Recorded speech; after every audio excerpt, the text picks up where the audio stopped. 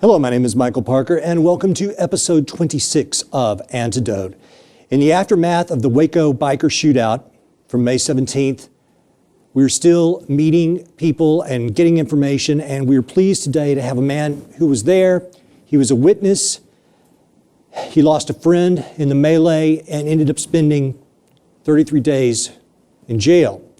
So we're glad that he's with us today to tell us his story. This will be the first time, I believe, on Lip that we've had an eyewitness to the event. His name is Richard Luther. Richard, welcome to Antidote. Thank you very much, Michael. It's nice to be here.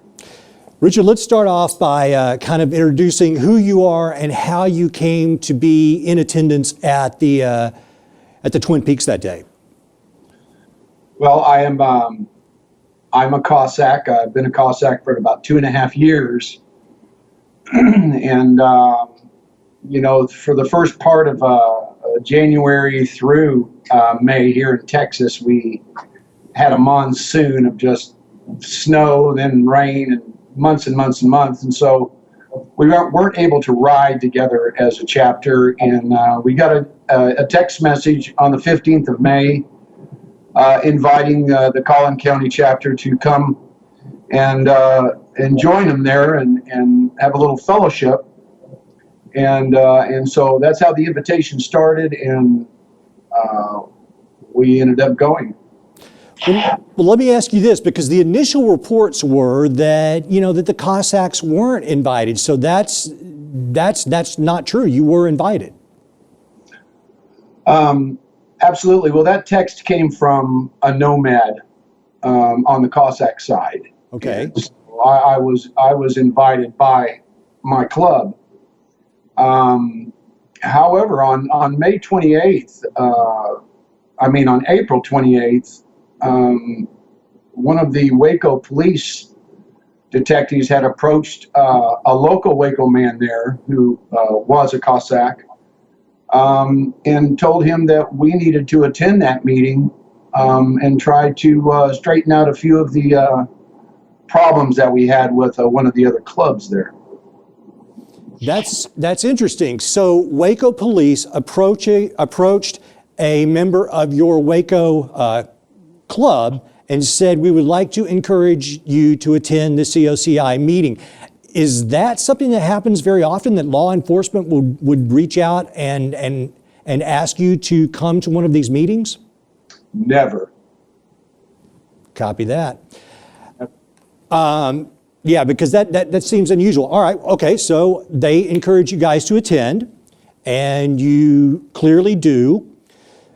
Was there any apprehension on your part about going to Twin Peaks that day? Well, we had a new guy come into our chapter who we call a prospect, who is trying to earn his way to having a patch and being a full member. And as soon as I got that text message, I forwarded it to him, and he immediately called me back. And he said he wasn't comfortable with going and little history for him, about 5 years ago, he was a Bandido. And he said that he felt like that wasn't a good idea, that the Bandidos and the Waco police had something in common, and he felt like it might be a setup.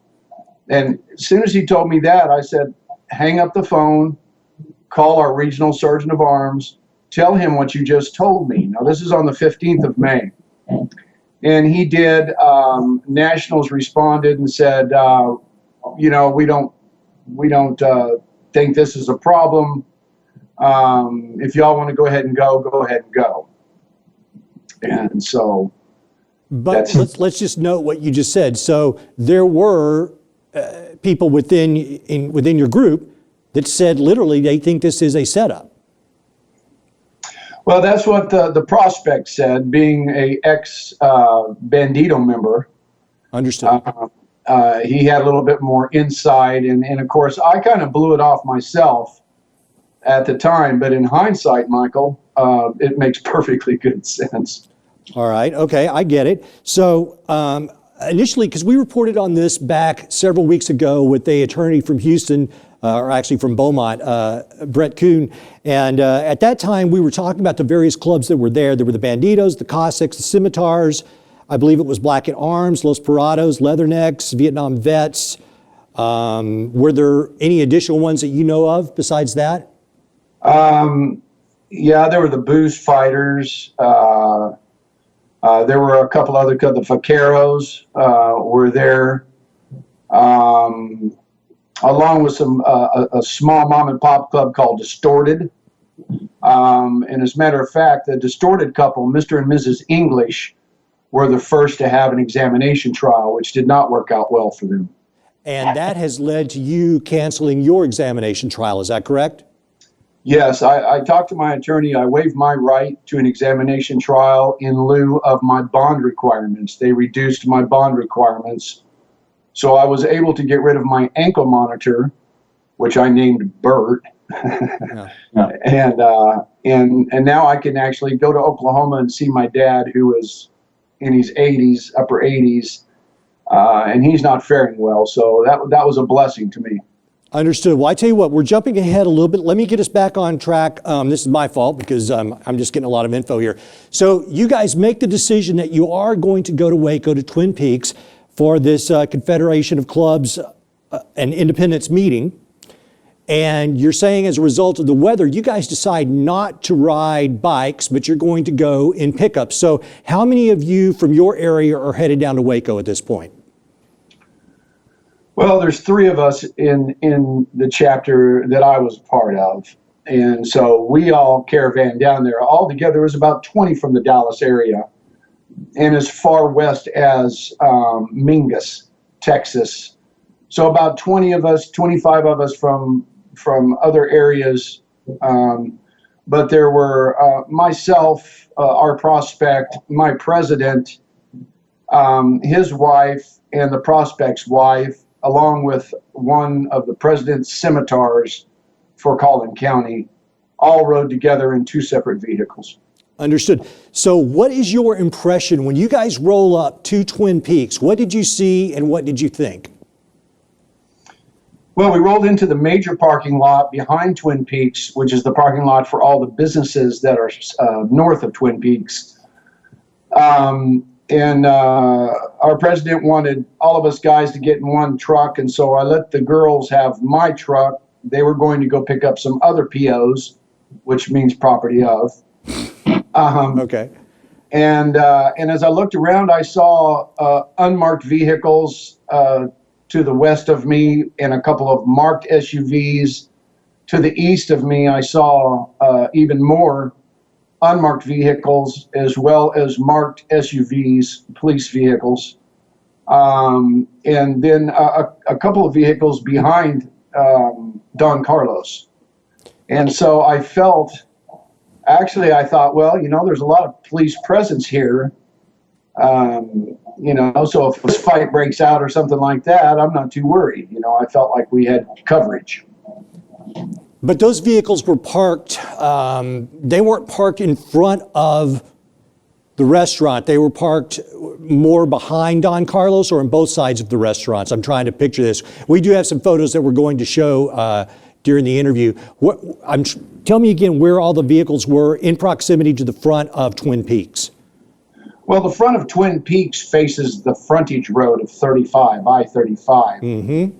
So the back of Twin Peaks faces all of the other businesses in the parking lot north of that. And that's a big parking lot. Oh, it's huge. It is very huge. And there were many squad cars to the east, but they're parked football field away or better, and to the east as well. But the ones that were parked right behind Don Carlos were the closest ones to the area. Now, I could not see on the frontage road if police were parked back there because there's a grassy knoll that blocks your view from that parking lot or Twin Peaks parking lot. Okay. All right. So you've noticed that there are various vehicles, unmarked and marked, in the proximity, but not immediately present to Twin Peaks. So you and your club members go into Twin Peaks, and when is the first time that you notice that something is going wrong? Well, when we first pulled into the parking lot, I came in my cut, and I was just sporting the fact of who I am. Meaning your jacket? Yeah, my vest, a cut. Mm-hmm. And so we walked, all of the Cossacks were staged on the patio area and had parked all their motorcycles in front of the patio area. And so when I walked up, I met with one of my regional sergeant of arms, and he and I went around and introduced ourselves to several of the other clubs there and greeted everybody. And then about 12:35 or 12:35, somewhere around there, the Bandidos started rolling up in numbers, but they did not come into Twin Peaks. They drove around to the south entrance, which is the main entrance, parked back there, and all gathered back there. They also parked in the north parking lot, which would be the back or the side of Twin Peaks. And then some of them parked in the Don Carlos parking lot. And it was at that time when they didn't approach Twin Peaks and they all stood out in a formation. I told my sergeant of arms, I said, we're being flanked. And I said, I'm not comfortable with this. Do you think that the other clubs who were not Cossacks or Bandidos were also aware of this? I don't know the answer to that question, Michael. I don't know if they were aware. I think the majority of all of us were just as innocent about what was about to happen as the next guy. Right, okay. All right, so I believe, from what I can tell, that the first shots happened about 12:41. Where were you standing, and what was your sensation when this occurred? Well, I was standing on the sidewalk in front of the patio, kind of leaned up against the patio railing with a couple of other brothers. And that's when the Dallas group of the Bandidos come rolling in, and they rolled right up in front and ran over one of our prospects who's out watching the bikes. Immediately, one of our nomads greeted this Dallas Bandito and said, "Hey, man, why would you want to run over our prospect? Why would you want to disrespect us? We're not here for this." And the Bandito said, "F you, F your respect, and F you Cossacks, and F your prospect." And at that moment, struck our nomad in the head. And it happened. So now you have to realize, Michael, all this happened in 2.5 minutes, 3 minutes max. Yes. Right. And so I looked up, I saw the punch, and then a second or two later, you heard 2 pistol rounds go off. And then a half a second later, maybe 3 more pistol shots. I saw one of our Cossack brothers fall to the ground, and for a second there, I stood there in shock. I couldn't believe what I was seeing, and so we all dropped to the ground. And then just within a second or two, it was like Vietnam. A lot of suppressed rifle fire, nonstop. Bullets were whizzing by. I kept trying to look up and see, where all the fire was coming from. But at that time, I didn't know about the police participation in the shooting. So you heard a handful of small pops, which sound like small arms fire, and then immediately an onslaught of heavy fire, but you did not immediately think that was the police? I didn't know. I went straight to the ground, and I laid down on the ground in a pile of Cossacks. Actually, there's probably 3 or 4 of us trying to get as low as possible. And you could see in front of me, because 30 or 40 Cossacks had jumped over the rail to go to the defense of our nomad, and I couldn't see. All I saw was a wall of people running at that point. Everybody was trying to get away. and so I couldn't see where any fire was coming from, and I definitely didn't see the police firing, but I knew that none of the bikers there had any AR-15s or AK-47s or any kind of automatic weapons with them.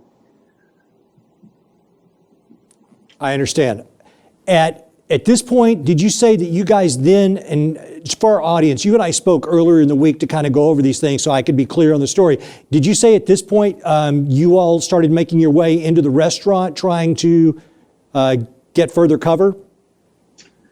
Yes, I looked up one last time to see, what I could see, and I saw the president of my chapter holding his chest. I knew he had been shot. And that's when I told another sergeant of arms that I was laying there with, I said, we've got to get out of here. And we began to arm in. We were standing right by the gate to the patio. And so we army crawled on our stomachs up the stairs and through the gate and into the restaurant, where we laid on the floor, hoping that nobody was going to come in there and begin shooting. And how long were you in the restaurant on the floor before the next thing happened? I would say 3 to 5 minutes. And then the police came through the main entrance, which is south, faces the highway. And they said, you all stay on the ground or we will kill you. And so we all stayed on the ground. And then within 2, 3, or 4 minutes, they said, okay, we want you all to stand up slowly, put your hands on your head, and you're going to exit out this door where they were. And so we did, and one by one, as we come up to that door, they searched us, and then was escorted out into the south parking lot of Twin Peaks.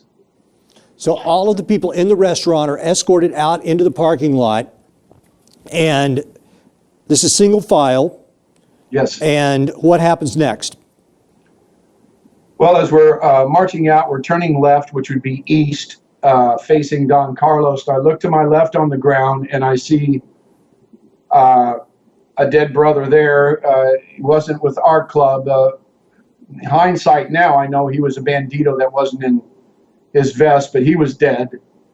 And I looked, took a few more steps, and I saw my brother Bear laying on this little tiny grassy knoll area that separated the motorcycle parking from the other parking. And that's when I noticed that he was bleeding profusely from his leg every time his heart beat. And so myself and 2 other Cossacks immediately went to his aid. The police began to yell at us, telling us to get on the ground or they would kill us. And we just hollered back at him and said, this man needs medical attention. He needs it now. And as we're telling him this, another brother's pulling off his belt. We're trying to get a tourniquet on Richard's leg to slow down the bleeding. And I kneel down. I take Bear's hand. We call him Bear.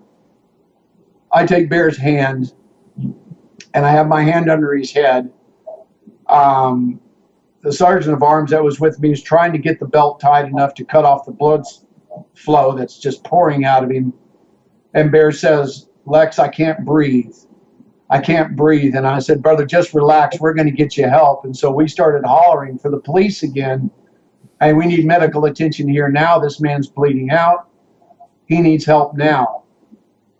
Again, they told us to remain silent and remain on the ground, where they kept us there for probably another good 5 minutes, Michael. This is awful. So you're trying to help your friend, and I believe this is Richard Vincent Kirschner Jr. that we're discussing? Okay. That's correct. That's correct. So apparently he was shot 3 times, the buttock, the thigh, and behind the knee. So you're trying to aid him, and meanwhile, the police are telling you to remain down, and I'm sure that your attention is probably on your fallen comrade. But what could you tell me, if you notice, what else was going on around you at that moment besides that?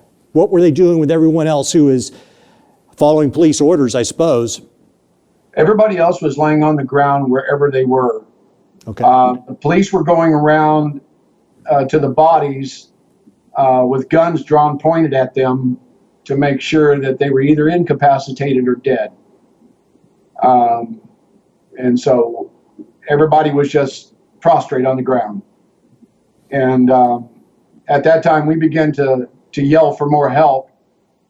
And within a couple of minutes, the police allowed myself and 2 other people to carry Bear a good 50 yards over to the Don Carlos parking lot. And keep in mind that Bear was 6'5" and 295 pounds.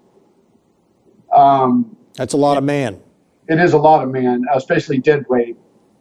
And so we carried him over to the Don Carlos parking lot and laid him beside a minivan. Then they began to round everybody up and put them in different areas and began another search. And so another 3 or 4 or 5 minutes went by. They finally got us 2 tourniquets for Bear. And by this time, he is unconscious, turning gray. Things don't look good for him. We got the tourniquets on, and then they backed up a pickup truck about 3 minutes later. And if you do the math here, we're looking at 15 minutes total time. And they told me and one other guy to throw him on the tailgate of this pickup truck, and then they would escort him to an ambulance which was parked out in the main parking lot of all the other businesses. I have listened to some of the radio activity that was going on, yes, and they did tell the ambulances not, I guess, to come immediately onto the scenes, but to park away in the parking lot. All right, so you guys put your friend in the back of a pickup truck, and the police are now gathering all of these people for all the various groups together. I have seen pictures where it looks like you guys were then taken into smaller groups of, say, 10 or a dozen and placed on the lines that are on a parking lot. Is that what happened next? Or were you placed on the curb? Because I've seen pictures of you in different places. Yes, at first they did place us there in the South Don Carlos parking lot. And by the way, they didn't take Richard directly to the ambulance. They pulled up outside of Don Carlos and sat there for another 5 minutes while he died, by the way. I just want to say that because it broke my heart, and it's emotionally scarred a lot of us to be treated like that. But they lined us up in groups of 10, and they had taken our driver's license away from us. And they had us stand up one by one with a photographer, hold our IDs up like this, and they would take a picture of our ID, of our face, and of our patches of who we were. And after they got through with that process, then the group that I was with there on the south parking lot of Don Carlos, they made us move over the grassy knoll and set us down on the frontage road curb facing I-35 at that time. And okay, so I've seen some photos where you guys are lined up on the lines. I see tons of white twisty bands or wristbands. I'm not sure what we call these. That's what they were securing you guys with. Is that correct? Yes, but not at that time. Nobody was handcuffed when they put us out on 35. We brought it to the police attention that on the other side of 35 was an on-ramp, and it was a bridge, and people were lined up on this bridge shooting video and what have you. And as you can imagine, we were very paranoid that there could be a sniper up there because we were lined up like ducks at a carnival. And so they, at that time, moved us back over to where they originally had us sitting in the Don Carlos parking lot. Okay, all right. And you had mentioned to me that at one point, now that this is, we're, 15, 20, 30 minutes into this thing, everyone's lined up. People needed to use the restroom, and you guys tell the police that. Some of these people are using the restroom, and you said that at that point, a weapon was found behind you. Yeah, when they finally, and this is, we probably sat in one place or another for over an hour. Okay. And a lot of the guys had to relieve themselves. And finally, one of the officers said, well, because of this knoll, nobody from 35 can see you. You all stand up and do your business, and then immediately sat back down. And when everybody got up, I did not need to go at the time. And so I just kind of moved locations. And when I sat down, I did sit down, I guess, in front of a set of brass knuckles. And those were not your brass knuckles, but it did not matter because the police accused you of owning those. It's what he said. He goes, you're sitting right in front of them. Those are yours. And I said, no, they're not mine. And he said, yes, they are. And I said, whatever you say, I mean, because they were yelling at us that we had been shooting at them, and that's why they shot back. And, they were mouthing us.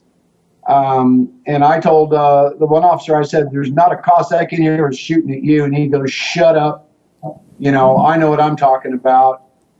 And so they said, well, we'll tell you what, we're arresting you for primitive weapon. And so at that time, they stood me up and handcuffed me and moved my location across the parking lot. Now I'm facing everybody that I was sitting with, and I'm sitting on the other curb.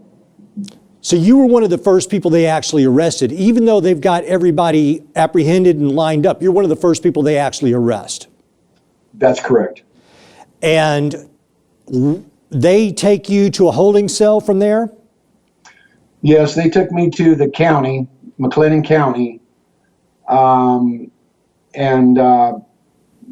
just put me in a holding cell. And there I sat till, I guess, close to 1 o'clock Monday morning. Have they told you anything at this point, what you're being booked with, or just sit in the cell and be quiet and we'll get to you when we get to you? That's it. That's Okay. it, exactly. All right. And can you see anyone else that they're bringing in, or are you just kept where you were and you don't know what's going on? What was your impression? I didn't know. I hadn't been in jail before. I was totally in shock. I hadn't had any water to drink, and the only water was there in that cell was from a stainless steel toilet combo, and I didn't know if they were recycling the water, so I wasn't about to drink that. Understood.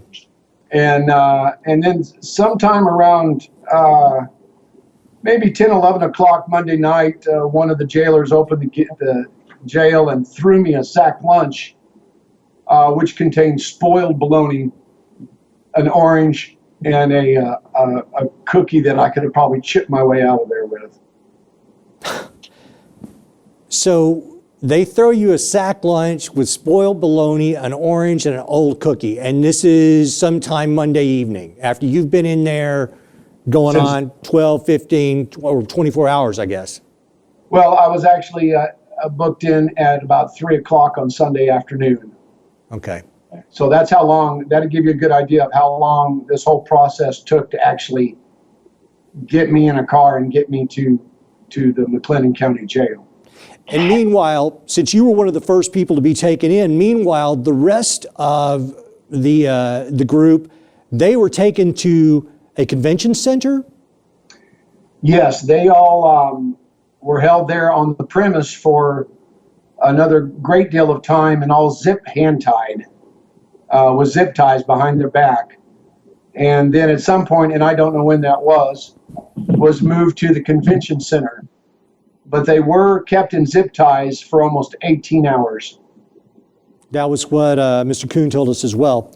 So at what point did they bring the rest of those bikers and you all together, and what happens at that time? It was early Monday morning when they started bringing the rest of the people in, is when they pulled me out of this holding cell 150. And took me over to a counter and started filling out my intake information, my name, address, my affiliation. And they kept saying, what gang are you in? And I said, ma'am, I'm not in a gang. I'm in a club. And of course, they didn't care about that, but and then they put me back in a different cell that was not right there on the front intake office for another probably 2 or 3 hours, as they brought other people in And then they brought me out and put me with a group and began to take our photos and photograph our tattoos and our face and side profile and the regular intake type photos. And how long is it until this Pete Peterson, who is the Justice of the Peace, comes in and speaks to you? After they got through, I'll have to think about that a minute. It was several hours because they kept us over in county until they got everybody fingerprinted. They made me take a shower. They searched me, strip searched me, cavity searched me, and then put me in a orange jumper suit, as they did everyone. And then they stuck us in a cell that holds 10 people and separated us like that. And then they took us in groups of 10 over to Jack Harwell Detention Center, where we sat for, and that's when I was actually able to make my first phone call, was then. And I'm thinking that was Monday about 1:30, 2 o'clock in the afternoon. We had not been allowed a phone call. We had not had our Miranda rights read to us at this point. And that's when the warden and Judge Peterson came into this holding cell that 10 of us were in. And he said, I'm going to call you out one by one. I'm going to read you the charges. I'm going to tell you what your bond is, and I suggest you keep your mouth shut. I don't want to hear anything from you. And then he read us our Miranda rights at that time. And then he called us out one by one, and we went up to the desk there at Jack Harwell, where he was sitting, and he said, Richard Luther, you are charged with organized crime. Your bail is set at $1 million. And that was it. After that, they moved us to an I wing where they housed all of the Cossacks in one area and all of the others in another area. And you would go on to be in jail for 33 days. That's correct. So this Honorable Walter H. Peterson, Justice of the Peace, 1st Precinct, he said that he put this $1 million bond on you guys to send a message, although that's clearly not even legal. That's right. What was your thought when you hear $1 million? My heart just fell down through my stomach. I didn't know what to think, because all of us there, nobody there went with the intention of hurting anyone. A fist fight breaks out. That's happened in the past, but for people to be murdered, that's never happened, nor did any of us sign up for that kind of activity.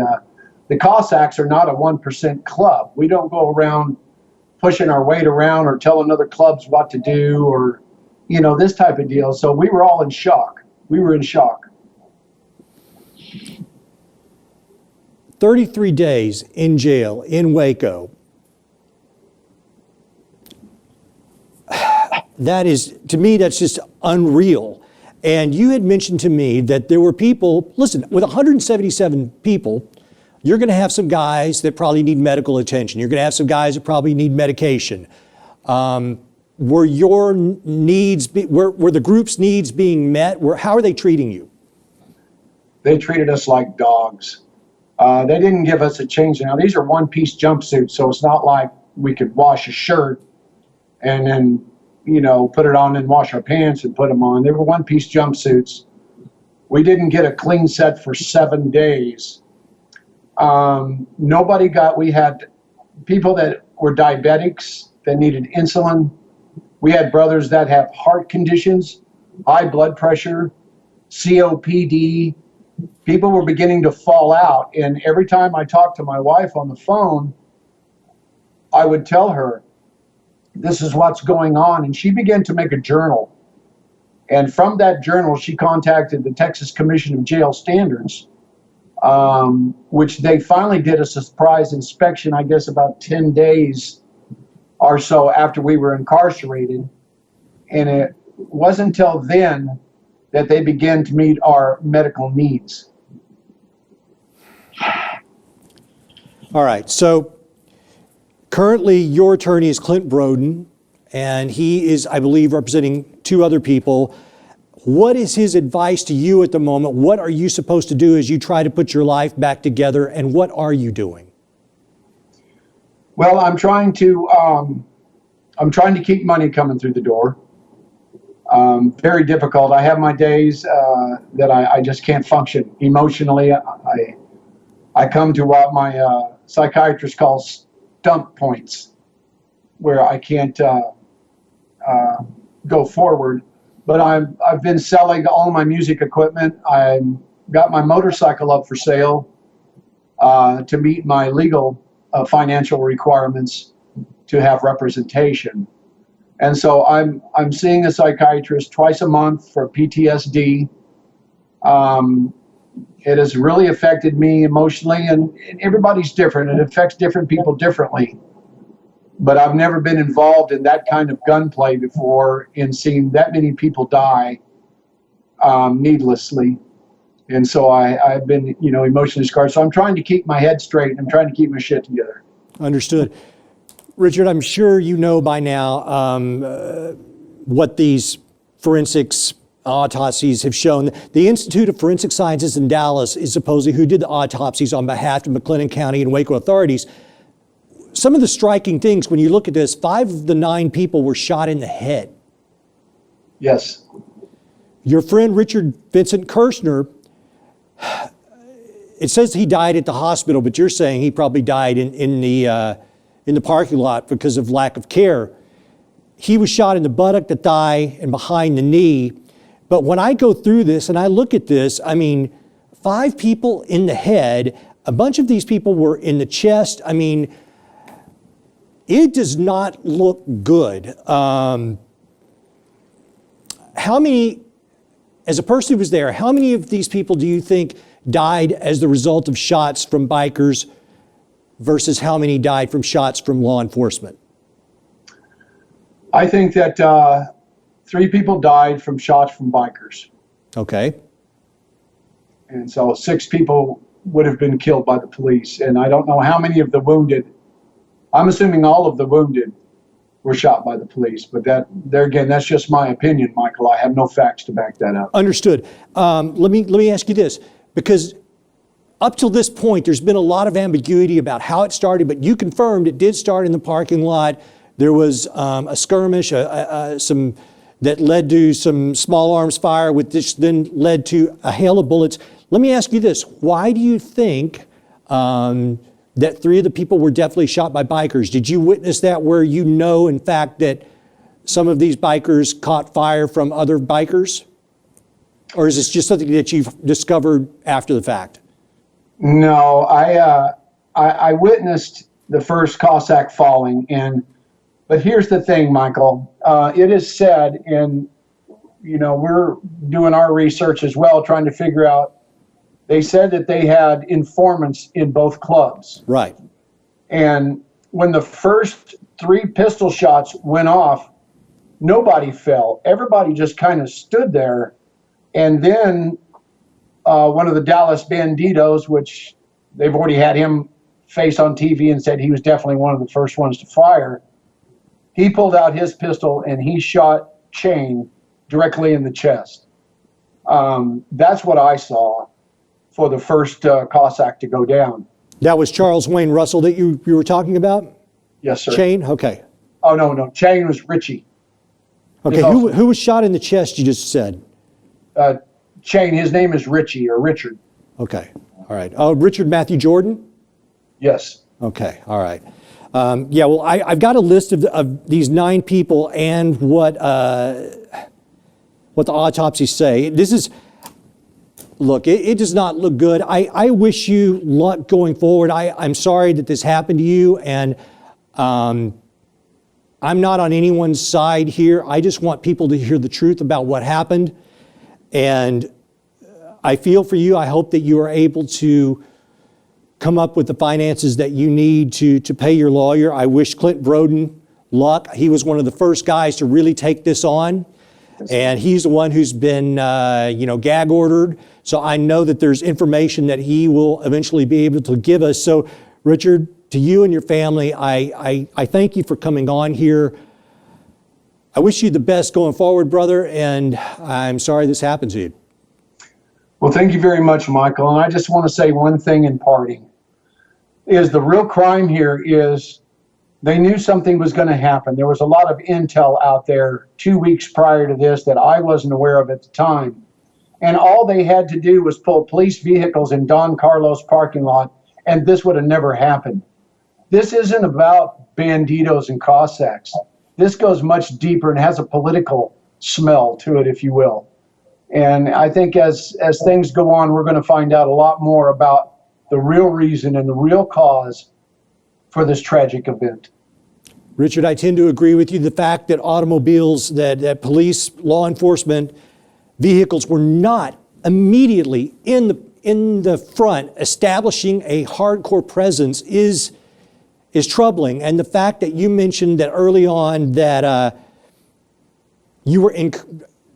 members of the Cossacks were encouraged to attend this meeting, it doesn't smell good. We're going to stay on this story. I appreciate you coming on, Richard. I've had a chance to speak with you and in private, and I appreciate you speaking up for yourself. A lot of people have been very hesitant to talk to me about this, and I have been interested in this story since the get-go. So I wish you the best, and I thank you for coming on Antidote.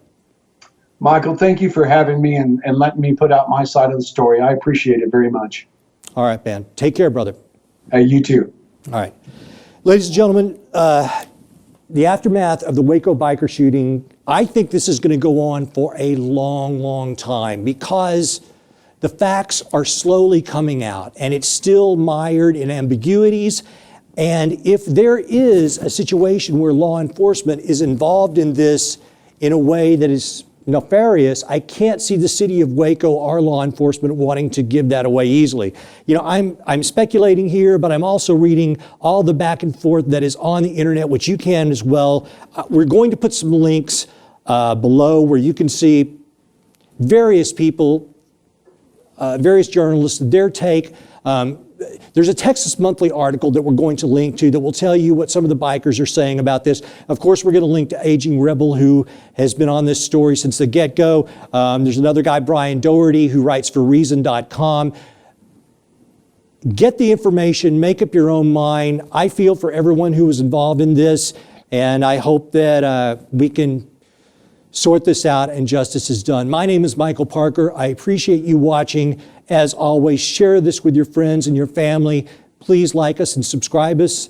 Subscribe to LibTV2 and LibTV. And until next week, you, me, all of us, we are the Antidote.